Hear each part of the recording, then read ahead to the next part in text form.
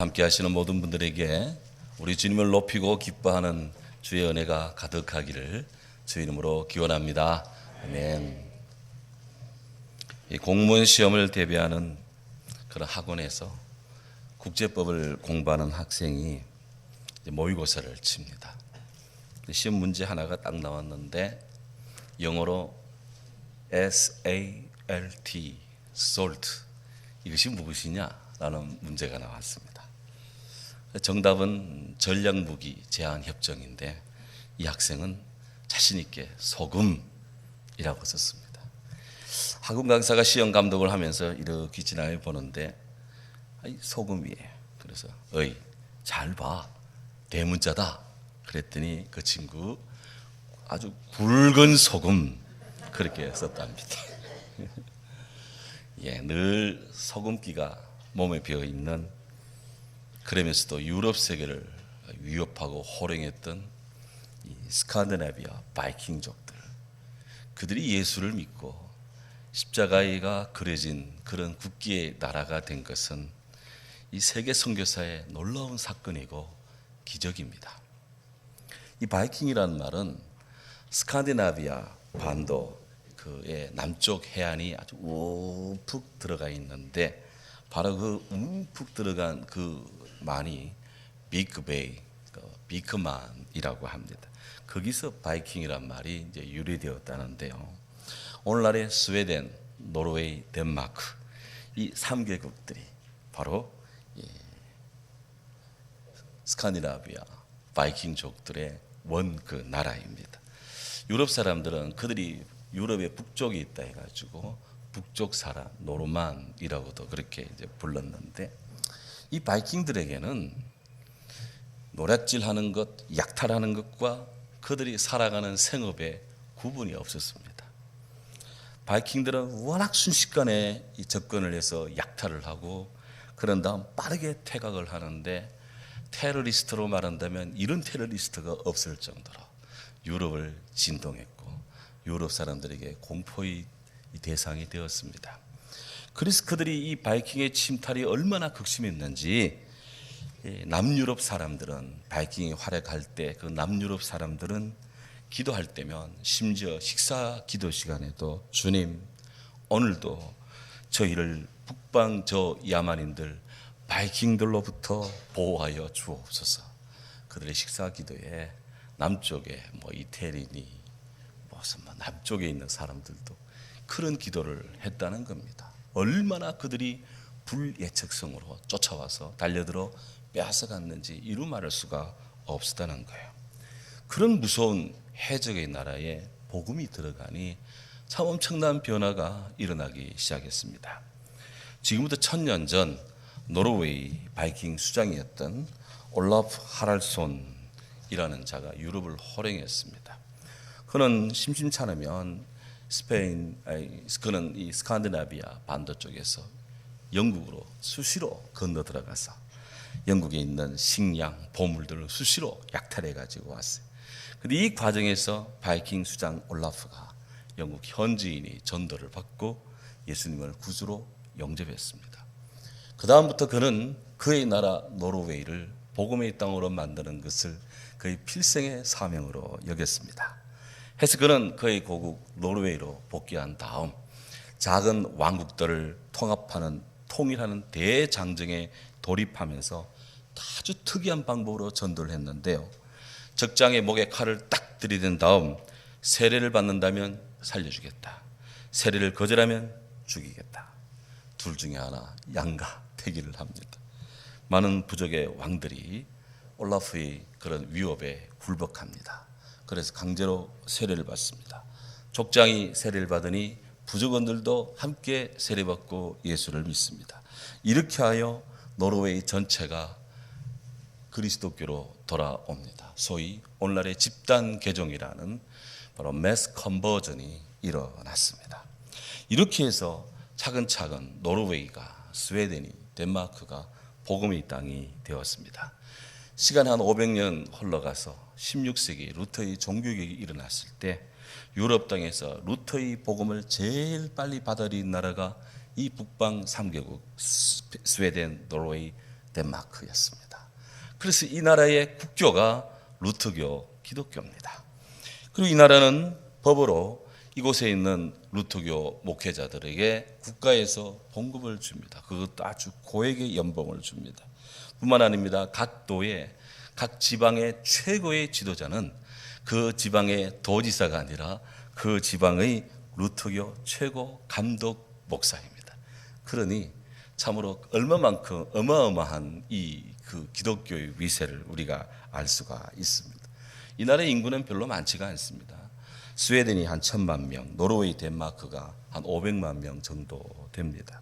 하지만 이들의 선조가 바이킹이었는데 지금 이들은 예수께로 돌아온 이 바이킹의 후예들은 정직하고 근면하며 참으로 세계 여러 나라의 본이 되는 여러 가지 시스템에서 탑 클래스는 나라로 그들은 변모가 했습니다.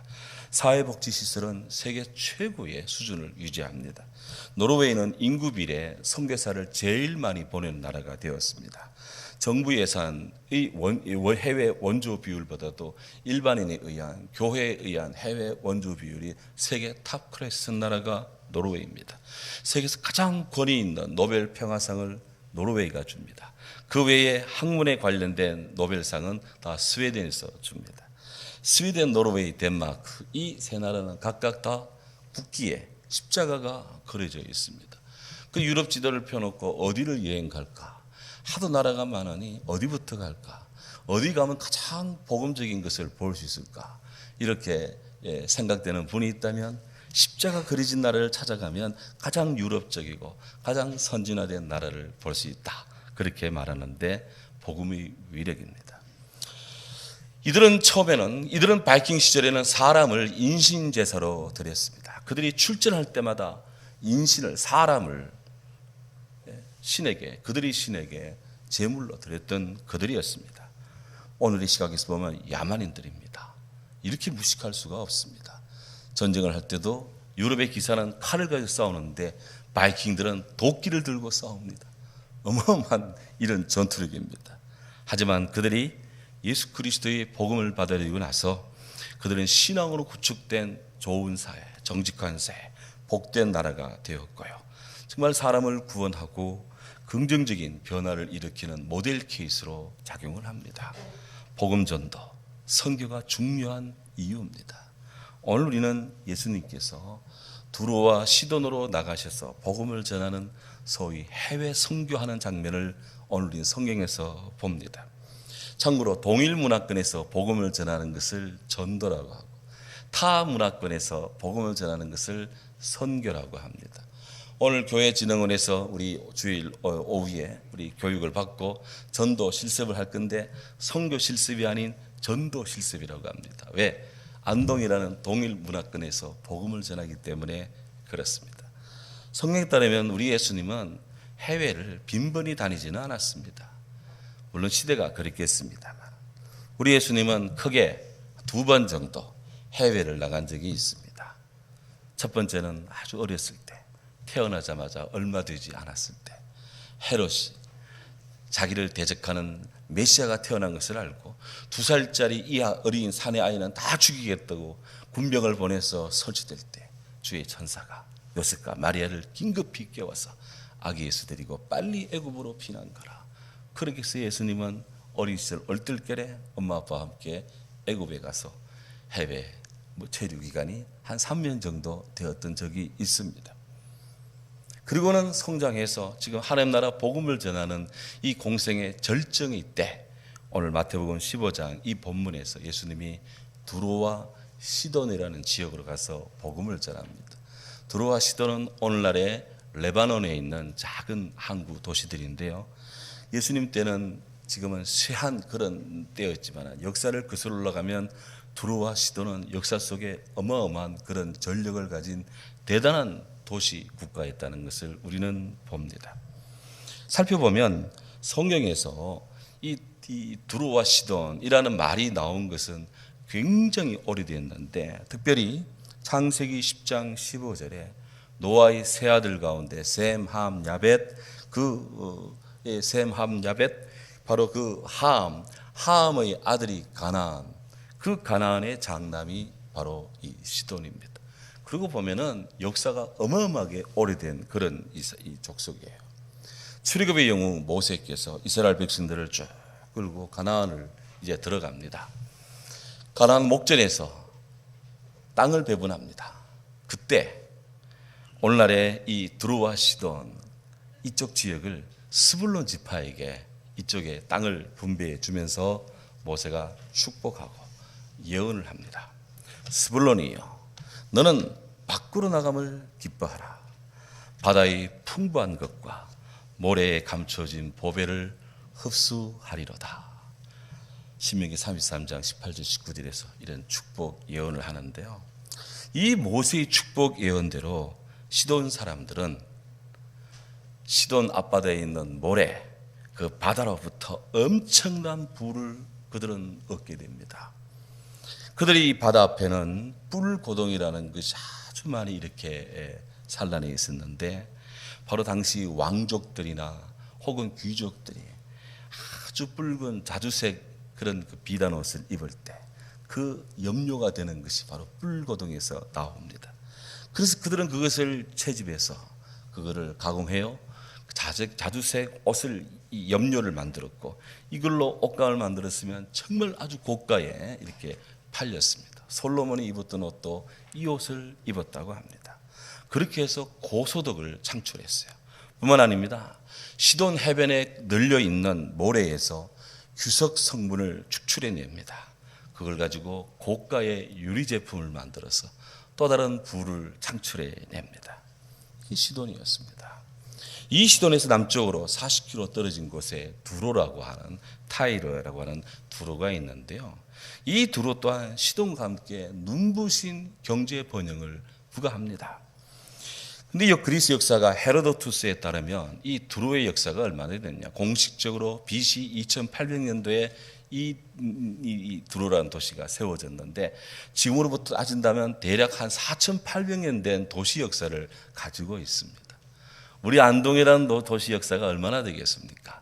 상상할 수 없는 도시 역사를 가진 이 두로입니다. 근데 이 두로의 영향력은요, 우리들의 일반인들의 상상력을 초월합니다.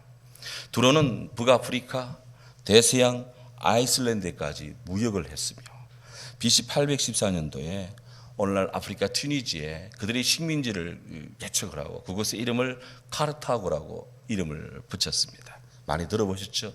카르타고. 이 카르타고는 지중해 상에 있는 몰타섬, 사르다니섬, 그리고 스페인에 그들의 식민지를 세웁니다. 그러니까 이 카르타고권에 지중해 모든 연안이 다 들어왔습니다. 그들은 이 지중해를 중심으로 해서 엄청난 중개 무역을 하며 이집트와 그리스 사이를 오가면서 마치 지중해를 자기네 안방 드나듯이 드나들면서 어마어마한 부를 축적하고 나름의 문명을 구축했는데, 세계사에는 이것이 페니키아 문명이라고 나옵니다. 페니키아 문명을 이룬 나라가 바로 두로 시돈이었습니다. 이 두로가 전성기에 이룰 때 어느 정도까지였느냐? 솔로몬 왕이 하나님의 성전을 건축할 때 목재를 두로에서 가지고 옵니다.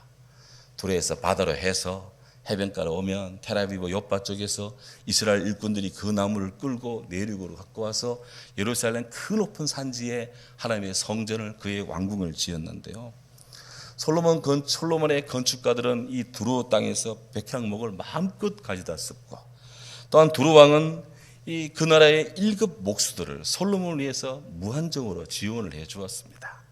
나중에 성전을 다 짓고 나니까 솔로몬이 두로 왕 히람에게 너무 고마워요. 그래서 이스라엘 북쪽에 갈릴리 상부 쪽에 아주 수풀이 우거진 그런 좋은 초지를, 산림이 우거진 땅을 두로 왕에게 선물을 합니다. 근데 두로 왕 히람이 한번 힐끗 본 다음에 뭐 이런 땅을 하면서 받기를 거절합니다. 그 정도로 두로와 시돈은 경제력이, 군사력이 출중했습니다. 이건 다 하나님의 축복으로 가능한 일이었습니다. 그런데 시돈과 두로는 그들이 절정일 때 그들은 그들의 부를 의지했고요, 하나님의 축복은 경시했습니다. 대신 그들은 바알을 숭배했고 다산의 부의 신을 쫓아갔습니다. 더불어 이 시돈과 두로는 그들의 힘을 한껏 과시하면서 교만한 길을 걸었습니다. 뛰어난 강대국들이 일어나도 우습게 여겼습니다. 그 결과 그들은 참혹한 패배를 당합니다. 하나님께서는 그 사실을 아시고 예레미야, 에스겔 선지자를 보내어서 두로와 시돈에 대해 경고합니다. 하지만 시돈과 두로는 하나님 선지자들의 경고를 무시했습니다. 듣지 않았습니다. 그들은 애국, 모압, 에돔, 북이스라엘과 정치적, 군사적 동맹을 맺고 그리고는 신흥강대국 바벨론에 대항했습니다. 결과는 대패입니다. 격분한 바벨론의 느부갓네살 왕이 군대를 동원해서 무려 13년 동안이나 두로를 에워쌉니다. 고립작전을 펼칩니다. 두로는 13년의 포위 속에 결국은 완전히 초토할 정도로 엄청나게 그들은 고통을 당합니다. 시간이 지났습니다. 그 사이에 두로는 다시 부흥을 합니다. 이번에는 알렉산더에게 대항을 했습니다. 알렉산더는 강제로 두로를 진압을 합니다. 그런 다음 두로의 지도자급 2,000명을 그냥 목을 다 빼고 두로의 똑똑한 사람 3만 명을 그들의 노예로 다 끌고 갔습니다. 그럼에도 불구하고 두로는 다시 일어납니다. 이번에 로마에 대항을 했습니다. 로마는 카르타고와 3번에 걸친 전쟁 속에서 완전히 카르타고를 초토화시키는데 이때 두로도 초토화되었습니다. 그렇게 해서 두로는 역사 속에 폐허가로 잊혀진 바 되었는데 이 두로가 다시 일어날 때가 있었습니다. 그때가 언제냐? 바로 십자군 전쟁 때입니다. 십자군 전쟁 때 바로 두로와 시돈은 십자군의 전진 기지가 되었습니다. 이 두로와 시돈에서 기독교 측과 이슬람 측의 엄청난 피하 공방이 있었습니다.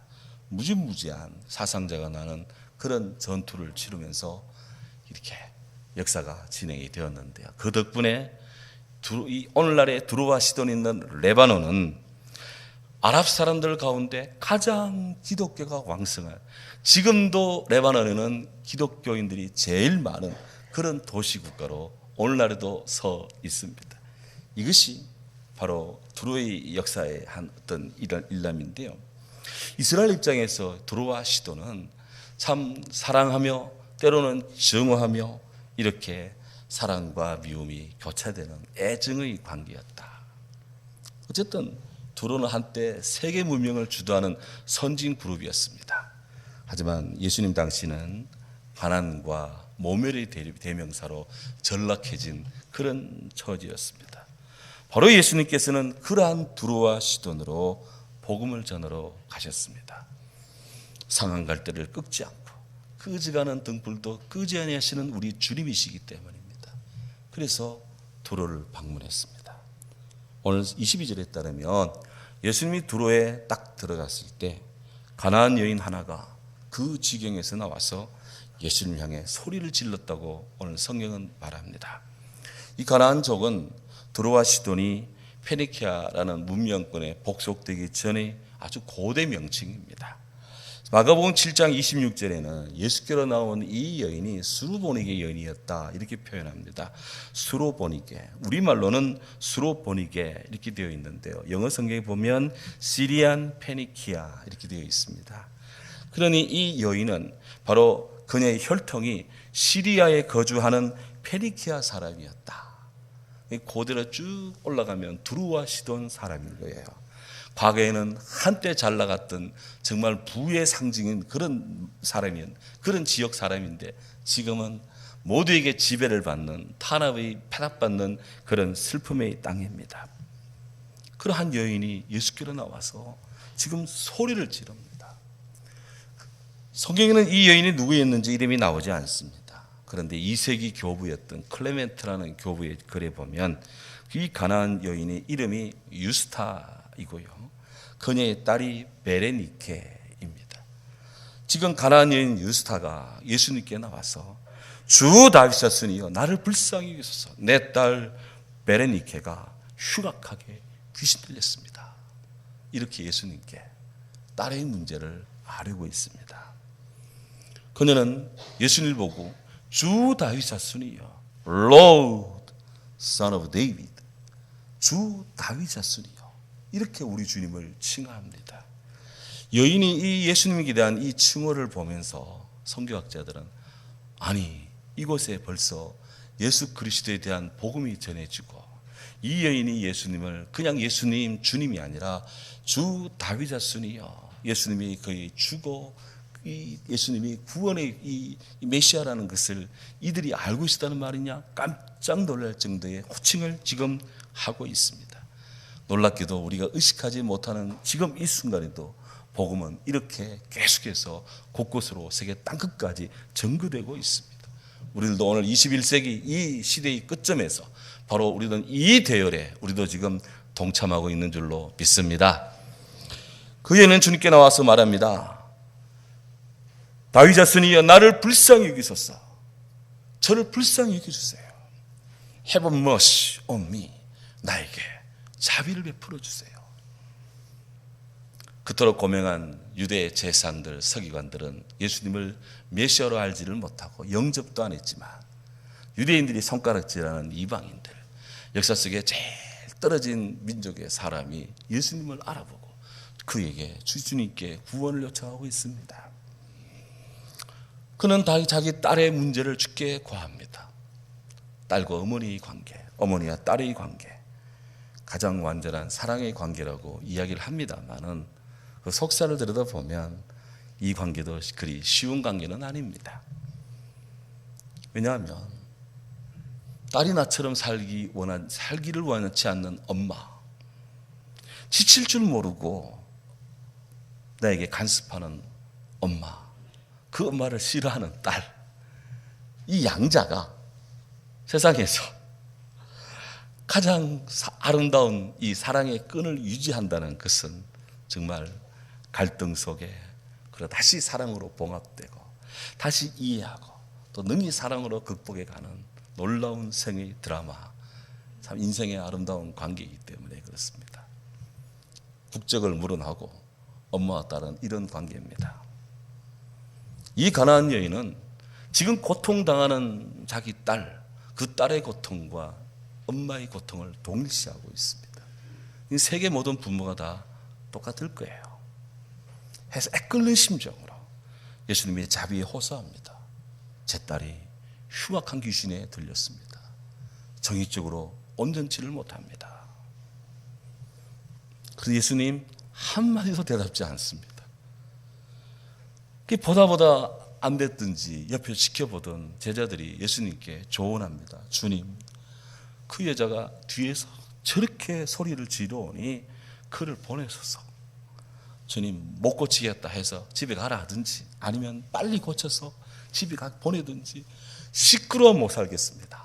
제자들은 못 살겠다. 주님께 빨리 어떻게 처치 좀 하라고 제자들이 주님께 청을 넣습니다.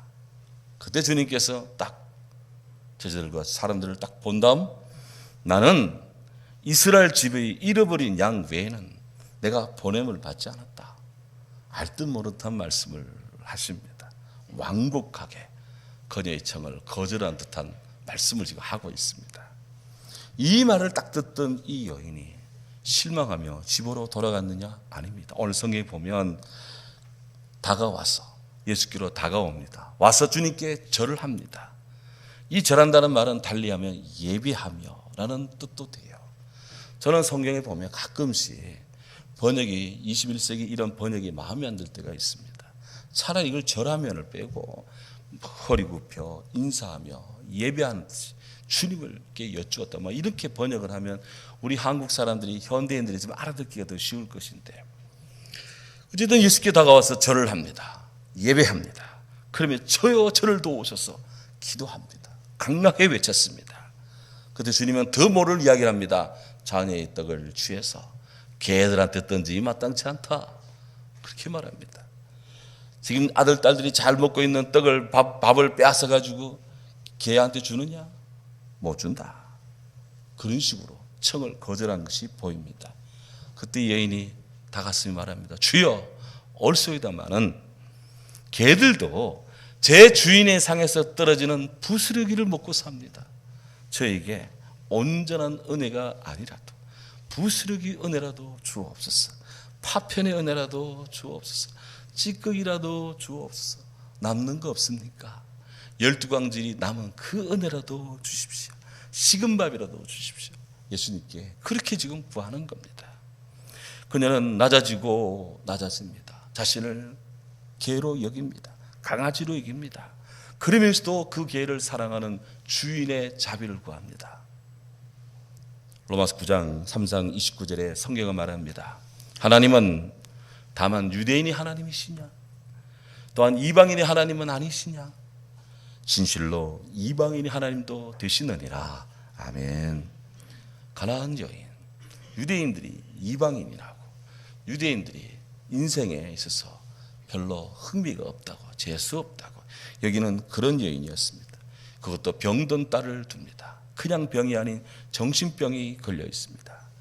하지만 이 여인은 오직 하나님의 은혜가 비록 적으나마 이 이방인들에게도 주어짐을 그는 믿었습니다.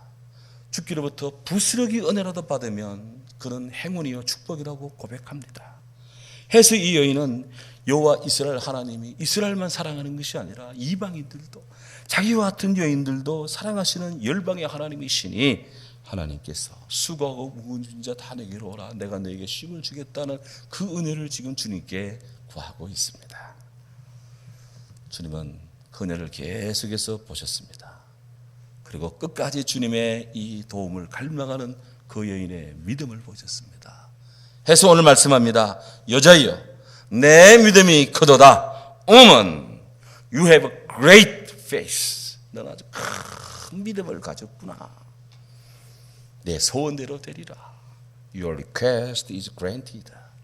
내 갈망이 응답을 받는다. 내 믿음이 크도다.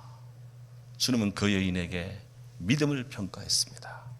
이 여인의 믿음은, 이 가나안 여인의 믿음은 예수님을 향한 신뢰, 주님이 내 딸을 고칠 수 있다는 확신, 주 앞에서 나는 개처럼 나를 낮추는 겸손, 그리고 끝까지 주의 은혜를 구하는 믿음의 인내, 이런 것들이 다 포괄된 그런 믿음입니다. 오늘 우리가 예수님께 어떤 믿음의 함량과 질을 가지고 얼마만큼의 순도를 가지고 주님 앞에 서 왔습니까? 이 가나안 여인은 로마 군대 백부장에 이어서 오늘 예수님께 두 번째로 칭찬을 받은 그런 여인입니다. 믿음의 클래스가 세계로 본다면 예수님께 넘버 2에 해당되는 평가를 받는 여인이었습니다. 유대인들은 하나님 은총이 오직 유대인들 자기들에게만 주어진다고 생각했는데 놀랍게도 주 예수의 구원은 유대인들에게만이 아니라 주를 갈망하고 주를 부르짖는 누구에게, whoever, 누구든지 예수를 믿으면 멸망치 않고 영생을 얻게 하시는 하나님의 사랑으로 우리를 초대해 주십니다. 이것이 복음이고 이것이 영적인 선민론입니다. 주님 말합니다. 나더러 주여 주여 하는 자마다 천국에 들어갈 것이 아니요 오직 다만 하늘에 계신 내 아버지 뜻대로 행하는 자라야 우리 하나님 아버지께 천국에 들어가고 주께로부터 은혜를 받는다. 그렇습니다. 오늘 주님 축복합니다. 내 믿음이 크도다. 내 믿음이 크도다. 내 소원대로 되리라. 그러고 보니까 우리 예수님은 처음부터 가나안 여인, 당신께로 나온 가나안 여인의 믿음을 주님은 알고 계시던 거예요. 단지 테스트를 해봤던 것입니다. 정녕 우리 예수님 가나안 여인의 그 믿음에 이르는 그 모습을 주님이 축복합니다. 그래서 오늘 응답하십니다. 내 믿음대로 되리라. 내 소원대로 되리라. 그때로부터 그 딸이 나왔다고 성경이 말합니다. 딸의 아픔을 가슴에 안은 엄마의 아픔, 그녀의 영혼에 한없는 주의 사랑의 빛이 밀려왔습니다. 평화가 깃들었습니다. 예수님의 은총이 그를 터치했습니다. 이루 말할 수 없는 감사가 밀물처럼 밀려왔습니다. 기쁨이 샘물처럼 쏟았습니다. 오늘 우리가 찬송 565장 예수께로 가며 나는 기뻐요. 예수께로 가며 나는 기뻐요. 걱정 근심 없고 정말 즐거워. 이 찬송 가사대로 그렇습니다. 예수께로 가면 맞아주시고 아멘. 예수께로 가면 나를 사랑하사 용서해 주십니다. 예수께로 가면 손을 붙잡고 어디서나 나를 인도해 주십니다. 예수께로 가면 손을 붙잡고 어디서나 우리의 아들을, 우리의 자녀를 인도해 주십니다. 이 주의 사랑입니다. 오늘 우리 가운데 이 가난한 여인의 심정으로 예배에 함께 오신 분들 계십니까? 주인의 상에서 떨어지는 부스러기 은혜라도 그렇게 받기를 원하는 갈급한 심정으로 오늘 예수님을 앙망하는 분 계십니까? 두로와 시돈처럼 모든 것이 과거는 영화였고 지금은 다 아무것도 아닌 풀잎같이 되어버린 그런 초라해진 심령, 이런 공고한 심령으로 오늘 주 앞에 나온 분 계십니까? 지금 사랑하는 딸, 사랑하는 아들의 이런저런 생의 곤고한 문제를 가지고 죽기로 나온 분 계십니까? 주인의 상에서 떨어지는 부스러기 은혜라도 받고자 하는 그 여인의 마음을 우리 주님 알아주시고, 우리 주님 터치해 주시고, 우리 주님 축복해 주시고, 우리 주님 응답해 주시듯이 여자여 내 믿음이 크도다, 성도야 내 믿음이 크도다, 내 소원대로 될지어다, 이런 주의 은혜와 축복이 우리 가운데 있음을 믿습니다. 두로와 시돈을 찾아주신 복음의 주 예수 그리스도, 선교의 주 예수 그리스도를 찬양합니다. 우리들도 복음에 필요한 자들에게 주 예수님의 사랑을, 주님의 긍휼을, 주님의 자비를, 주의 십자가의 사랑을, 주의 부활의 은혜를 전하는 우리 모두 됩시다. 복음의 전도를 위하여 기도합시다. 복음 선교를 위해 중심으로 협력합시다. 아직도 이 땅에는 예수님의 사랑이 필요한 사람 많습니다. 아직도 이 땅에는 주의 복음의 소식을 들을 자들이 많습니다. 우리 모두에게 이런 것을 알고 주님의 일에 협력하고 주의 일에 참여합시다. 많은 사람들을 옳은 대로 돌아오게 하는 사람들은 하늘의 별처럼 영화롭게 되고 영원히 빛나게 된다는 다니엘의 비전이 우리 사랑하는 모든 성도님들 가슴 깊이 삶이 영원에 있기를 주의 이름으로 축원합니다. 아멘.